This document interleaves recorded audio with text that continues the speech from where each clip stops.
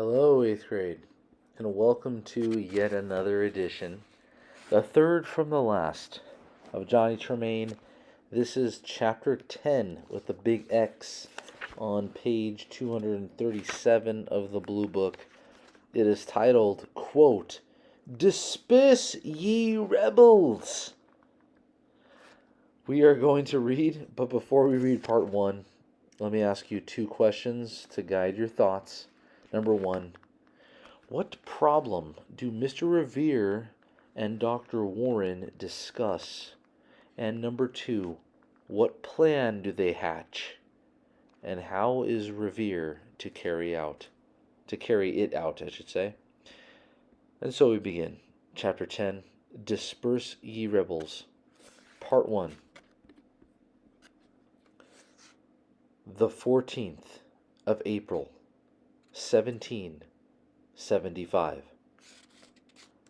General Gage had sent out spies, dressed as Yankee men, looking for work. The spies came back on this day, and the colonels were at the province house with General Gage, listening to their reports. Joseph Warren knew this, and so did Paul Revere, even Johnny Tremain. It was easy enough to find out that spies had returned, were reporting to the commanding officer. But what had they reported? This was not known. The 15th of April. This fell upon Saturday. At every regimental headquarters, the same general orders were posted, signed by Gage himself. All the grenadier and light infantry companies were to be taken off duty until further orders.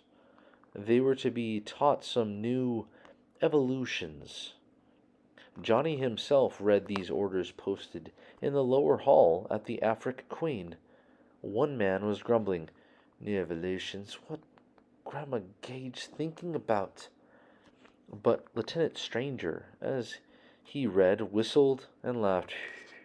"That," he said, "looks like something at last." Each regiment had 2 companies picked and trained for special duty. The light infantry were the most active and cleverest men in each regiment. Lieutenant Stranger was a light infantry officer. These men were lightly armed and did scout and flanking work.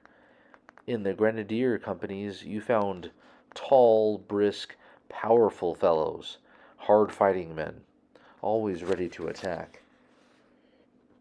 If you have 11 regiments and pick off from each its 2 best companies, it adds up to about 700 men. All day one could feel something was afoot.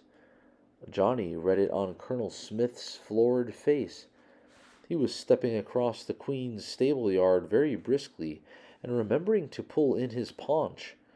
There was ardor in his eye. Was it martial ardor? Lieutenant Stranger was so happy over something he gave Dove 3 pence. Spring had come unreasonably early this year. In the yard of the Afric Queen, peach trees were already in blossom. Stranger was so happy something was bound to happen. Over on the common, Johnny found Earl Percy's regiment unlimbering, polishing 2 cannons.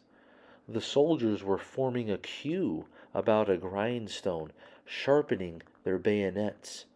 What of it? They were always doing things like that. Did all this mean something or nothing? He went to Mr. Revere's, whose wife told him to look for him at Dr. Warren's. The 2 friends sat in the surgery making their plans and listening to reports that were coming from all directions. Seemingly, the excitement among the officers, the preparations among the soldiers, had been noticed by at least a dozen others. But where were they going? Who would command them? No one knew. Possibly only Gage himself, although before the start was actually made, he would have to tell his officers. All that day, the British transports had been readying their landing boats. This might mean men would be taken aboard, move off down the coast, as Salem had been invaded 2 months before, or that they were standing by merely to ferry the men across the Charles River, land them in Charlestown or Cambridge. The work on the boats suggested that the men would not march out through the town gates, and yet Gage might have ordered this work done merely to confuse the people of Boston, blind them to his real direction. The talk at Dr. Warren's went on into the night. Johnny relaxed on a sofa in the surgery as the men talked. He was ready to run wherever sent, find out any fact for them. It was past midnight. He would not have known he had been asleep, except that he had been dreaming. He had been hard at work down on Hancock's Wharf, boiling lobsters. He and John Hancock and Sam Adams. The lobsters had men's eyes with long lashes, and squirmed, and looked up piteously. Hancock would avert his sensitive face to their distress. "Go away, please." But he kept pushing them under with his gold-headed cane. Sam Adams would rub his palms and chuckle.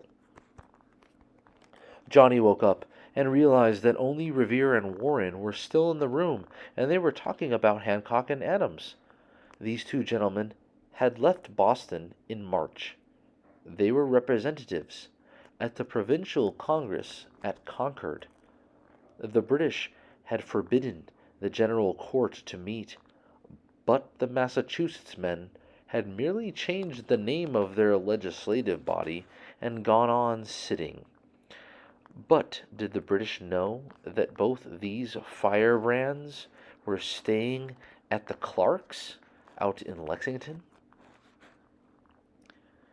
"It will do no harm to warn them," Revere was saying, getting to his feet. "I'll row over to Charlestown tonight, go to Lexington, and tell them a sizable force may soon move.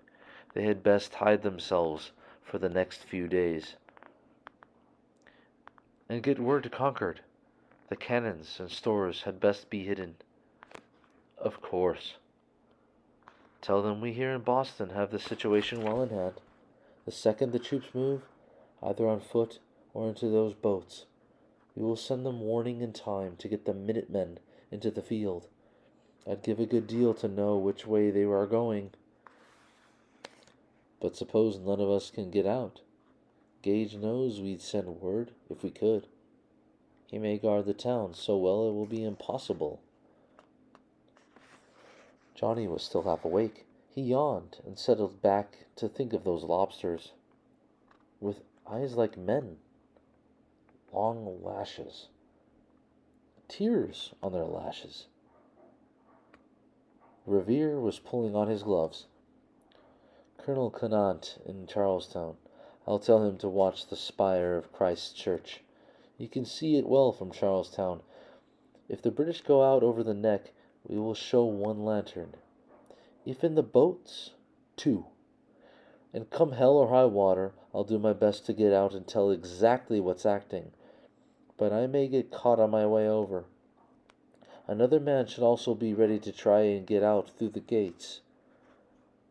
They talked of various men, and finally pitched upon Billy Dawes. He could impersonate anybody, from a British general to a drunken farmer. This might help him get through the gates. As Paul Revere, with Johnny at his heels, left Warren's, a man emerged from the darkness, laid a hand on Revere's arm. In the little light, Johnny recognized the rolling black eye, poetic negligence of dress. It was Dr. Church. "Paul," he whispered. "What's afoot?" "Nothing," said Revere shortly, and went on walking. "The British preparing to march?" "Why don't you ask them?" The queer man drifted away. Johnny was surprised that Revere would tell Church nothing, for he was in the very inner circle. Seemingly, Revere himself was surprised by his sudden caution. But I can't trust that fellow. Never have, never will.